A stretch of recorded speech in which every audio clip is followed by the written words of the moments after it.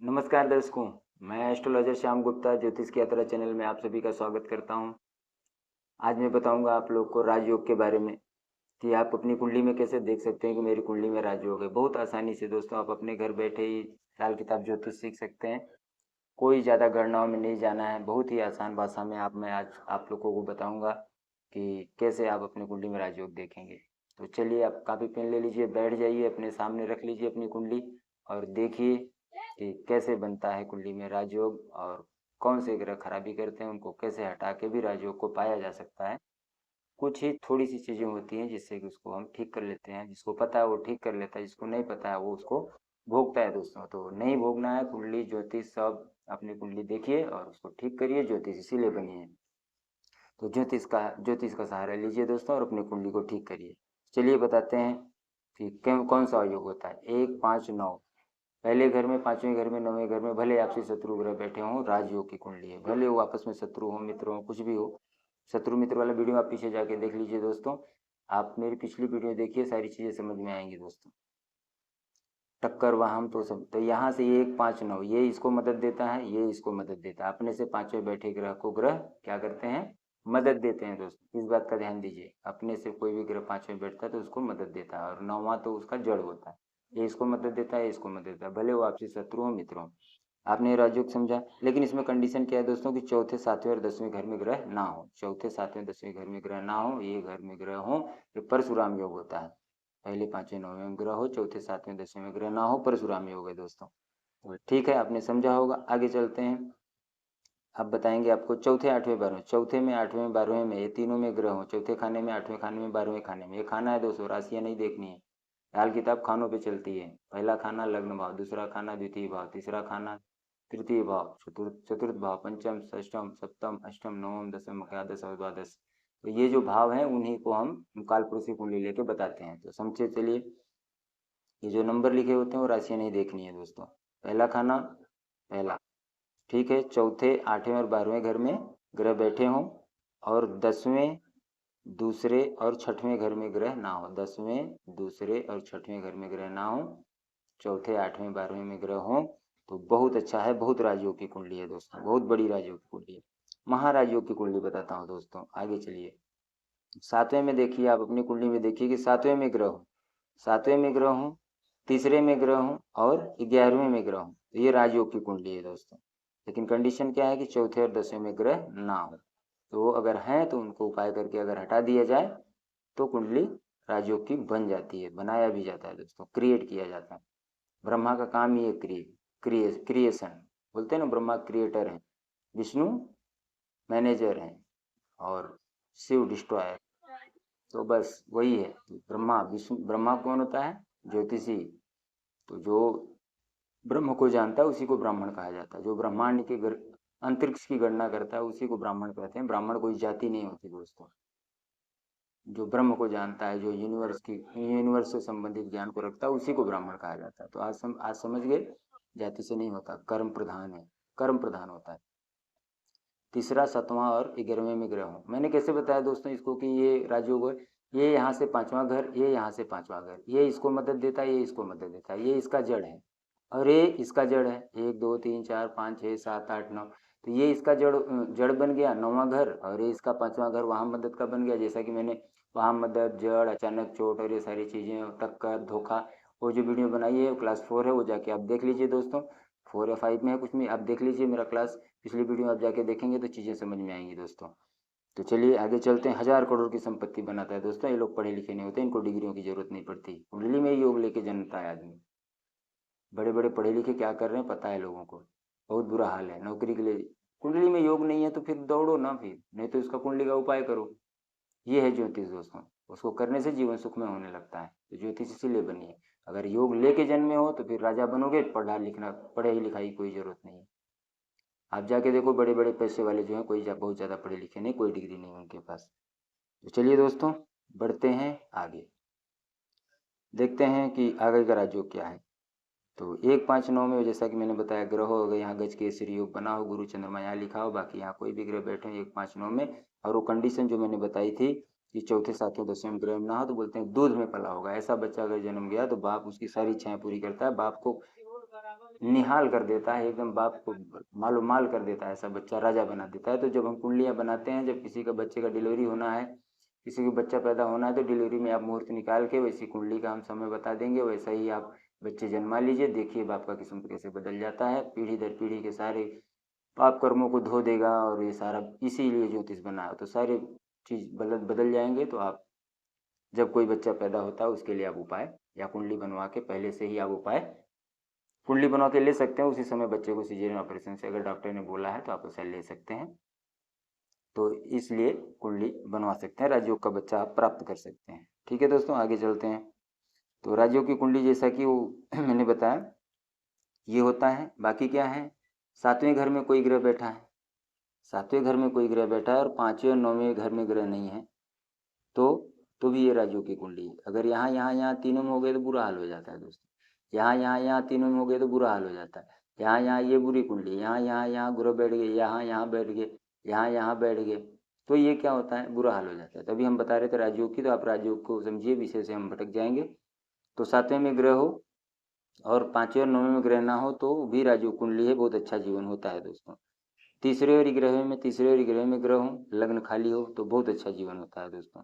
लग्न में कोई ग्रह ना हो या लग्न में ग्रह हो, तीसरा और ग्रह खाली हो तो राजयोग है, राजयोग कुंडली बहुत अच्छा जीवन होगा। 5वें और 9वें में ग्रह हो, 5वें और 9वें में ग्रह हो, 7वें में ग्रह ना हो, अगर है तो उसको हटाइए, उसका उपाय करिए, राजयोग कुंडली हो जाएगी। बहुत आसान ज्योतिष बता रहा हूँ दोस्तों, बहुत अच्छे से आप अपने घर बैठे सीखिए लाल किताब ज्योतिष। और मेरे चैनल को आपने सब्सक्राइब नहीं किया तो सब्सक्राइब कर लीजिए दोस्तों। आने वाली बहुत अच्छी ज्ञानवर्धक वीडियो, ज्योतिष से संबंधित वीडियो मैं आप लोग को दूंगा, जिससे आप घर बैठे अपने जीवन को ठीक कर सकते हो। कहीं नहीं दौड़ना है दोस्तों, कोई बहुत ज़्यादा बड़ा बड़ा उपाय, बहुत बड़ा पूजा पाठ कर्मकांड नहीं, कोई ज़रूरत नहीं है। तो आसानी से अपनी कुंडलियों को ठीक करके अपने जीवन को ठीक कर सकते हो दोस्तों। अब जैसे कि बोला कि 10वें में कोई ग्रह बैठा है तो 12वें और 8वें में कोई ग्रह ना हो, तो ये भी राजयोग की कुंडली है। दूसरे में कोई ग्रह बैठा हो, दूसरे और छठवें में ग्रह हो, दूसरे और छठवें में ग्रह हो, चौथे में ग्रह ना हो तो राजयोग की कुंडली है। 5वें 9वें में ग्रह हो, 7वें में कोई ग्रह ना हो तो राजयोग की कुंडली है। तीसरे ही ग्रह में कोई ग्रह हो, लग्न में कोई ग्रह ना हो, यहाँ ग्रह हो, लग्न में कोई ग्रह ना हो तो राजयोग की कुंडली है। तो आप देखिए ना कितना आसान है राजयोग की कुंडली देखना। आप देख सकते हैं, बहुत लग्न में कोई ग्रह हो तो जैसे कि मैंने बता दिया सारा चीज़। ये तो ये है राजयोग की कुंडली दोस्त। राजयोग की कुंडली में जैसे कि और चीज़ें हैं। 12 जैसे मैंने बताया 12वें और 8वें में ग्रह हो, 12वें और 8वें में ग्रह हो, 10वें में कोई ग्रह ना हो तो ये राजयोग की कुंडली है। और 12वें 8वें और चौथे में ग्रह हो तो ये तो मैंने बताया ही है कि 1000 करोड़ की संपत्ति बनाता है। कुछ लोग हैं हमारे नज़र में, हमारे गांव वाले ही 500 करोड़ के ऊपर की संपत्ति बना ली, हमारे साथ खेलते, हम लोग साथ में बड़े हुए। अब उनकी कुंडली में राजयोग है तो राजा बन गए। हमारी कुंडली में ज्योतिषी बनने का योग था दोस्तों, तो हम ज्योतिषी बन गए।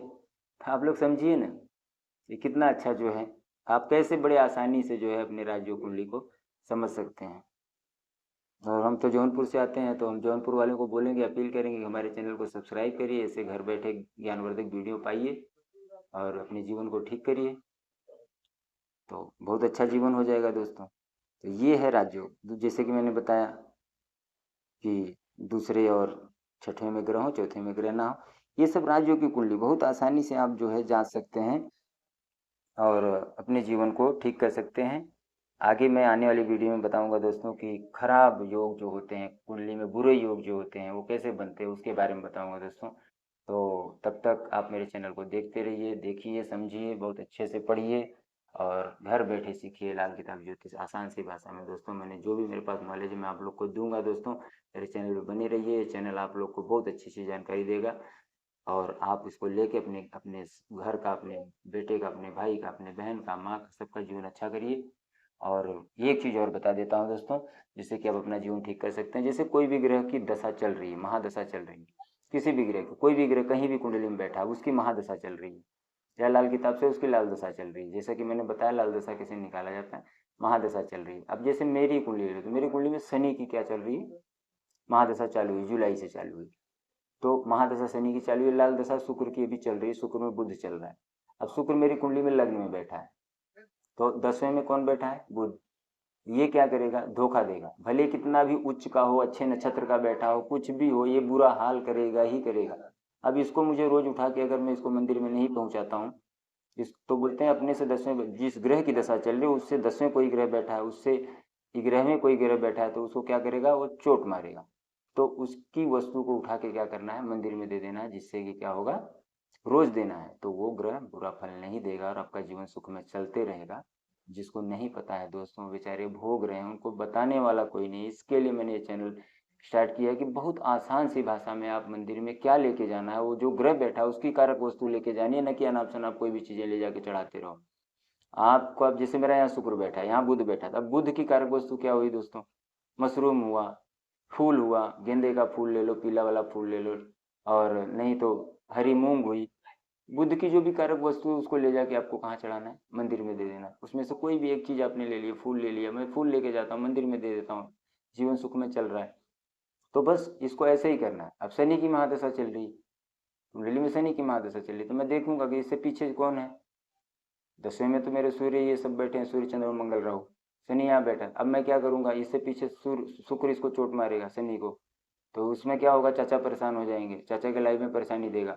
तो क्या करना है, तो मुझे क्या करना पड़ेगा कि यहाँ शुक्र, शुक्र होता है आटा, देसी घी या रुई। शुक्र की कारक वस्तु आलू हुआ, आलू जो बटाटा बोलते हैं, तो बटाटा आलू जो भी, वो उठा के मुझे मंदिर में दे देना है। तो नहीं तो फिर शुक्र और बुध की कारक वस्तु होती क्या है, नारियल, हरा नारियल का पानी एक मंदिर में दे दीजिए। क्या चढ़ाना है उसको जानना बहुत जरूरी है, तो उसको उठा के मैं मंदिर में देता हूँ, और जीवन जो भी है अच्छा चल रहा है। तो परेशानी से तो बचा हूँ ना दोस्तों, परेशानी से बचा हूँ।